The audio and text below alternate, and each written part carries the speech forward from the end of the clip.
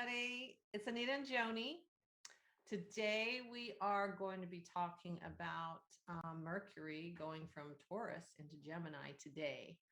So it'll enter at about Pacific time at about 8:30, and we're just going to talk about the different energies of moving from a earth sign into an air sign and what that could mean for everybody. So, hi Anita.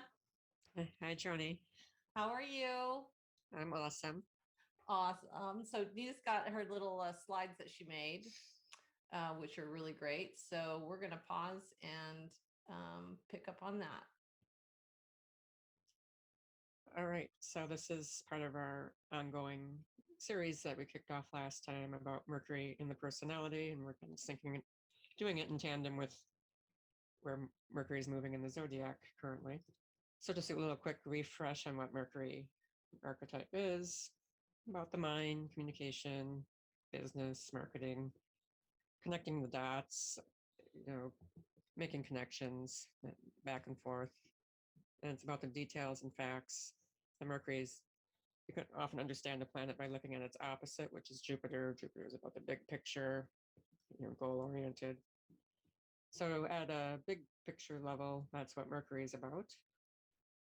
Technology, anything that moves stuff, even your car can be affected by Mercury. And oh, by the way, Mercury will be going retrograde at the end of the month as well. So that'll be something. And That's it's going right. to be retrograding in its own sign. So I'm just saying, prepare.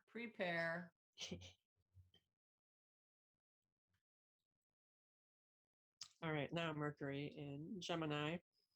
And if you're watching this while the shift is happening, so Mercury is in Taurus, which is a fixed earth sign. So whenever a planet changes signs, you can know that it's usually those first few days you can really notice the shift. And Gemini is an air sign. Mercury is much more fast moving there. So just very general terms, Mercury and Gemini is probably above all about curiosity. It's stimulating, loves conversation, witty, very adaptable, can be communication, writing, technology. And on the more downsides, it can be flighty, chatty, superficial, it can interrupt. And it's the symbol of the twins. So there can be a dual nature where, Mercury and Gemini can be good about seeing both sides, which is why they can sometimes maybe come across, as non-committal but they're really good at seeing both sides and not being locked into a one way of viewing things. Do you have anything you want to? Oh, well, it's fast. It's super fast moving. So during when a lot of the personal planets are racked up and racked and stacked in Gemini, because then the sun will move into it and they all kind of travel together. People kind of go on this kind of they pull out of that kind of like very deliberate driving into this overdrive. So they just want to kick it into fifth gear really fast. And so if you don't watch that, right, all kinds of things can be frustrating because you're getting too much information at one time. You're trying to do things too fast. Everything's going, and it's just air. Let's go. And so, that you can trip a lot. Like a lot of people kind of, at least for me, I stub my toes a lot because I'm not slowing down enough. And like having that Mercury in Taurus and all of, actually this big, nice stellium in Taurus for a little while, it was just a nice way just to acknowledge like, okay, one step at a time, build a foundation, get organized, and then when everything moves into this air sign, it's going to be like, boom. So it's kind of like easy to temper yourself. You can always say it travels the same earth, air, fire in terms of following the month, and so you can just kind of tuck that away in your head saying, okay, we're going to go now into air energy. And so what does that mean to you? It's just kind of like a practical way to follow, kind of like the temperature of the chart of the cycles of the planets. Yep. Yeah. And take a look at where Gemini is in your chart so you can see how, and then kind of pay attention to how that feels for you in these next couple months if you're watching this, in 2021. Oh, and me. another thing too is when you're listening to some of those, all those great astrology podcasts or channels, you really want to, if you understand your chart, you want to have a physical copy of your chart if you can, and always listen to your rising sign. So then you kind of can gauge kind of what they're talking about, because they're literally just following the houses of the chart. And so it can really make much more sense to find their perspective if you're reading your rising sign. If you're reading your sun sign, it's just a tone, and that's fine. But I find it way more helpful if you're reading the rising sign. Like, for instance, Gemini falls into my 11th house. So I'm pretty much banking that people around me are going to be really chatty, and they're going to want things really fast, and, all of that kind of stuff. And it actually turns out like that. So I'm forewarning everybody right now. You know what I mean? Like, including myself, it's going to get kind of very chatty in my 11th house with the people that I interact with. Mhm. Where's it in yours, Anita? You shall see soon. Oh, that's right. Keep going. I want to be practical.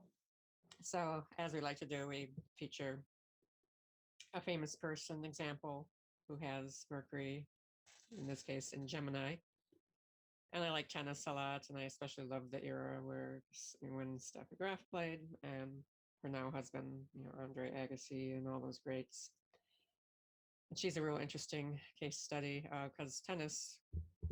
So Mercury is the god of tennis. Any back and forth sport where there's back and forth, and we'll look at her chart in a second here.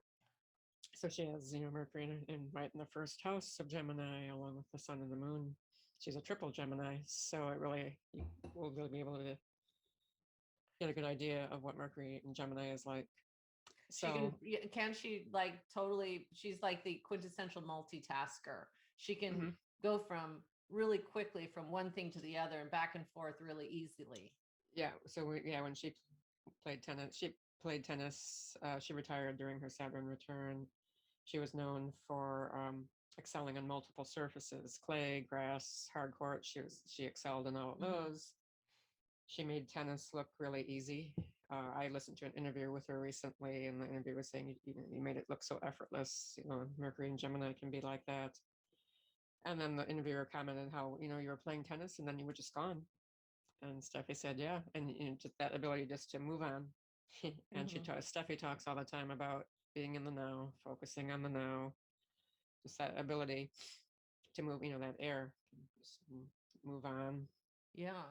I think too, if anybody listening has a lot of Gemini influence, especially in their personal planets, like it's so easy to, when you start noticing kind of the way that you live out or you live through some of these archetypes or, these notions, that when you're not paying attention to it, you think everybody can do these things, right?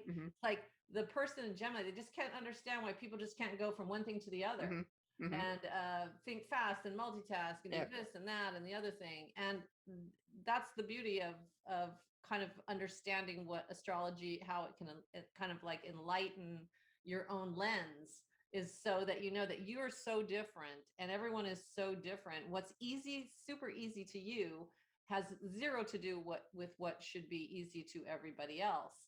And so all of the motivation in the world, if you're not built that way, it's not that it's not valuable to listen to all of that great motivational info.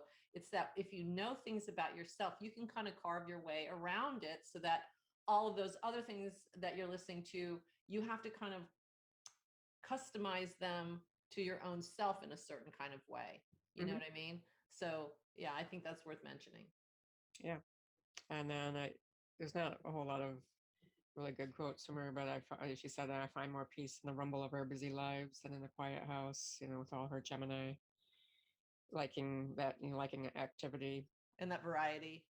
And then I like how she doesn't live up, because Gemini has the stereotypes of being really chatty. She's not at all. She's the online. It seems that ISTP is the MBTI type that's most associated with her. And then they asked her, which words or phrases do you most overuse? She says, next question. What was your most embarrassing moment? Anytime I'm in front of a mic, she doesn't like it's I followed her whole career. Mm-hmm. She's just not chatty.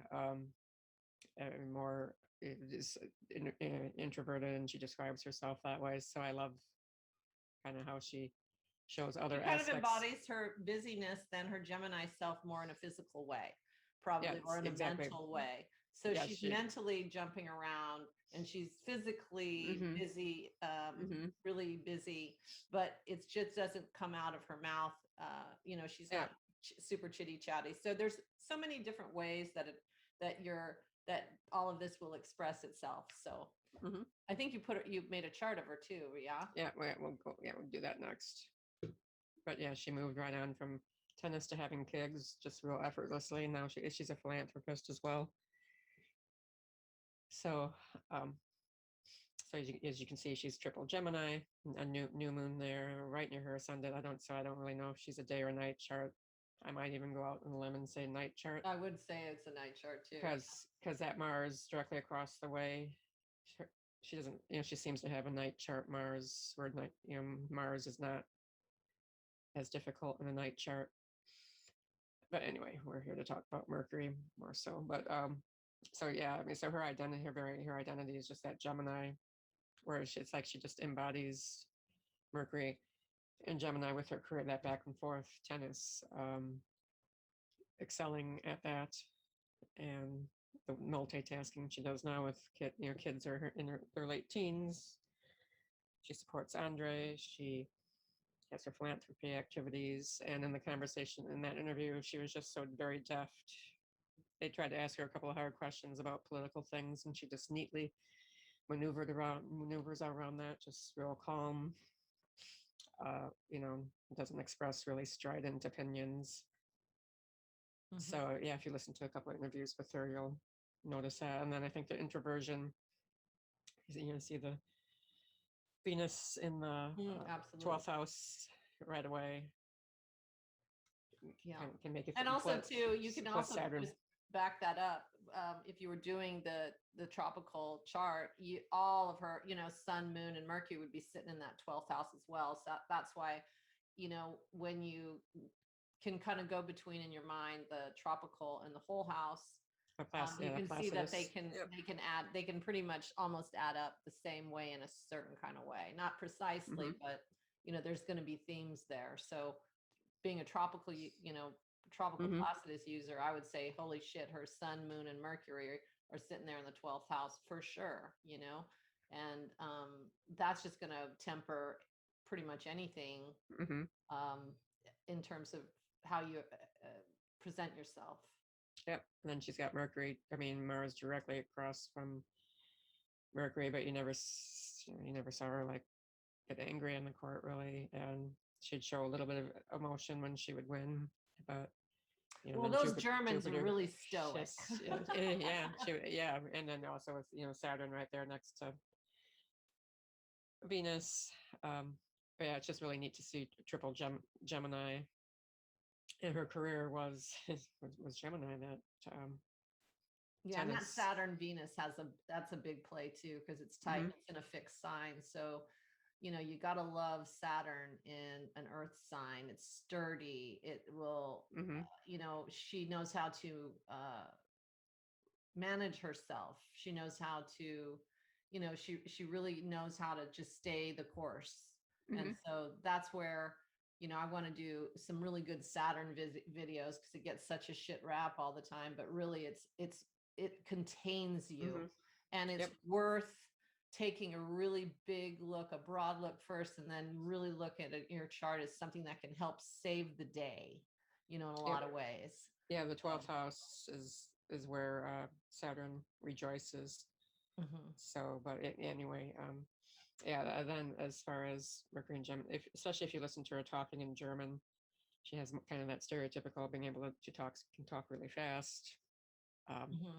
I see that sometimes with Mercury and Libra too, being able to talk fast and express thoughts very, very quickly. Yeah, she can do that pretty well. She doesn't have to really stop and pause and reflect a whole lot before speaking, which can be typical Mercury and Gemini. Yeah, so, and then her nodes are square her ascendant and her sun.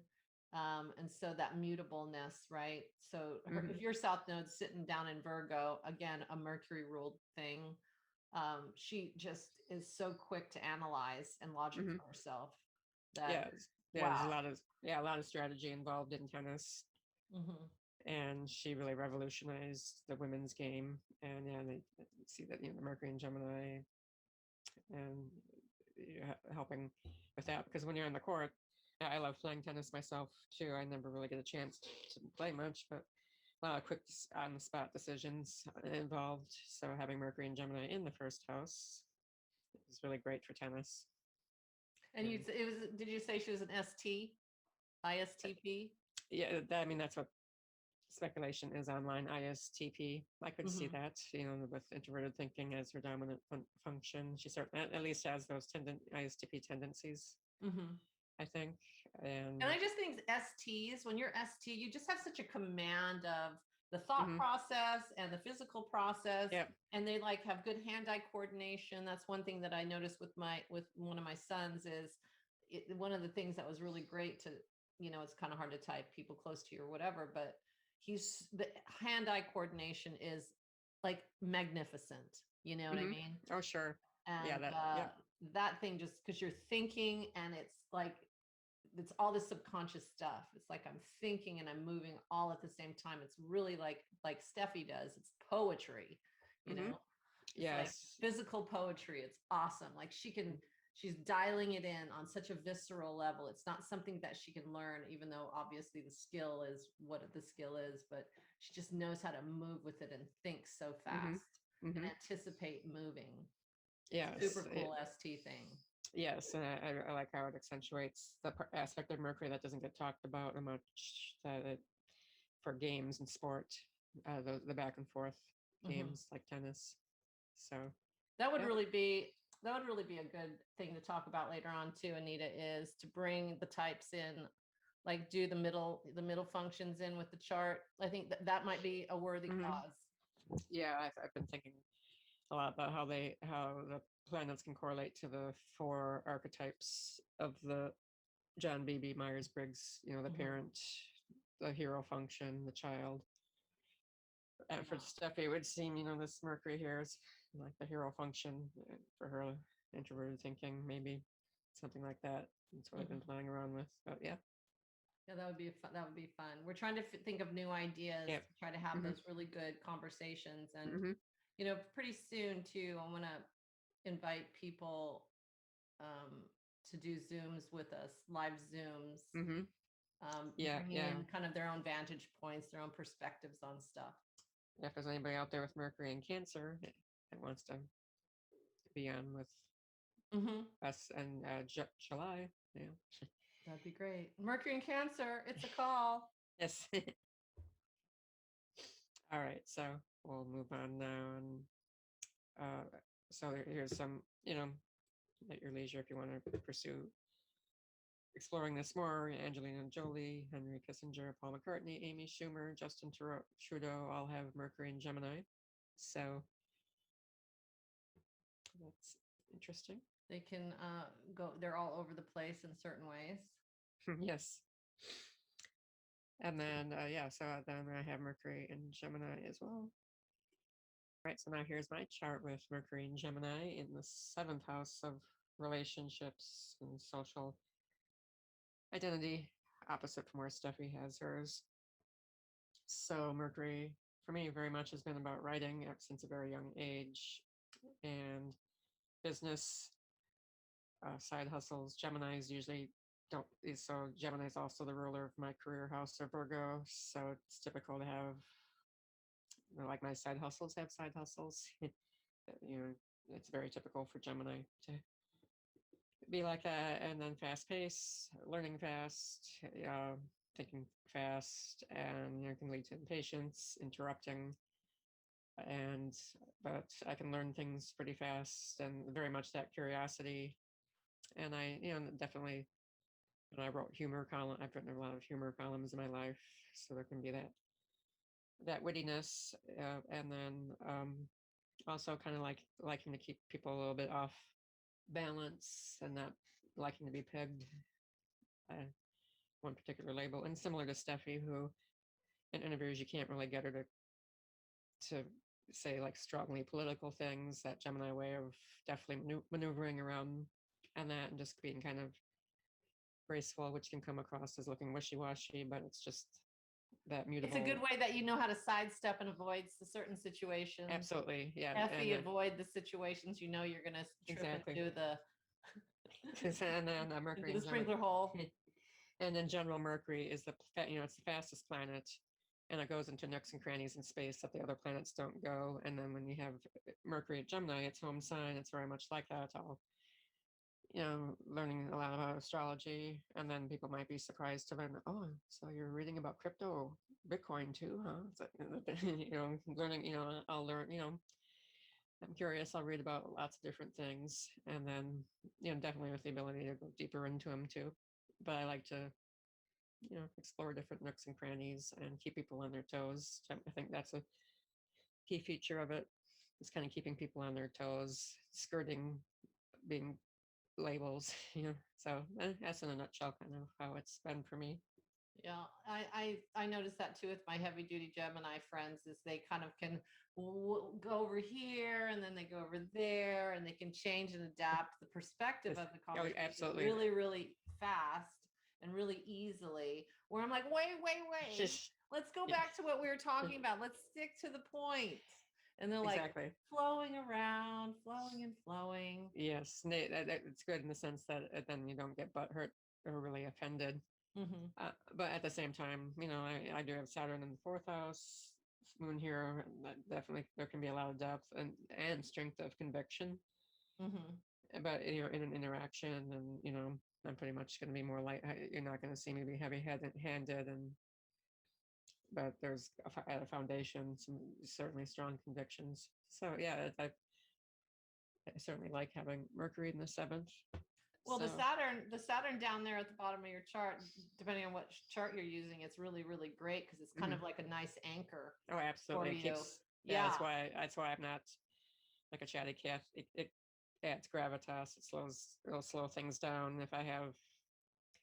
It'll always make me pause, but I think twice before expressing something. Mm-hmm. And so it's actually a really good placement to have it there. It definitely adds a groundedness to it, and Saturn's not into superficiality. When Gemini can be flighting and superficial, and that helps me to not be so much that way. So. Yeah, well, your Venus in Taurus, that helps, and your Moon in Scorpio, that helps. You've got these deep, heavy those are heavy signs as far as I'm concerned, where Gemini is a very light sign. It's light. It doesn't have that. It's it just exactly around. So people will, so it's a strong duality there between the moon. The moon, it's the depth and that probing, but then on the surface, I can converse with people about pretty much anything. They want to talk politics or Aaron Rodgers, the Packers, or I can roll with most topics in conversation. But then people, when they get to know me, they can sense more of the depth underneath. Sometimes it works to well, that's Scorpio's hardcore, girl. You want to go to the depths of your soul. Yes. Yeah. So eventually people will notice that, and sometimes that's intriguing to them, and sometimes probably not. But yes, the depths of the soul. And then also, of course, my helmsman Jupiter is in the 8th house, another house of connection to mystical undercurrents. Among other psychology. things. I see the 8th house is the psychological house. Like, it's such a psychological house. Yeah, it can connect to things as mundane as working in insurance or banking, but then also psychology, mediumship, that kind of thing. It's a really interesting house, but it's like sex, drugs, and rock and roll. It can sometimes, yeah. But anyway, that's my cliff notes about Mercury and Gemini. Anything else you've noticed about Mercury and Gemini, Joni? Oh, I just think, all that Gemini, again, I do not have, active air natally. And so I love my Gemini friends. They're just so airy, and it's light, and it helps to unbog things too. Yes. It really does. It helps just to unbog the thing. And that's really important. And then you still have to deploy, other things when it gets too flighty, because it can be flighty and Mm-hmm. fickle. There's this fickle quality and flighty quality to Gemini. And it's just like, but it's so much fun. And then, and you notice it and then you rein it in. It's just like that. Yeah, for sure. All right. So I think anywho, do you have any more slides, Anita? Or no, that's it. So I guess we can wrap things up then. so if And anyone's listening to this and they have Mercury in Cancer, mm-hmm. and would like to join us for our little Mercury chat, let us know. And we can keep you anonymous. You don't have to use your last name or yeah, or no share your birth date. information, or it doesn't matter. Yeah, yeah. Yeah, And then so we're if you have Mercury and Gemini in your chart, feel free to leave a comment about what it's been like for you. And there's a link to our Facebook group in the description and some other goodies. Yep. Thanks everybody for watching. Yeah, thanks so much. See you next time. Bye-bye. Bye.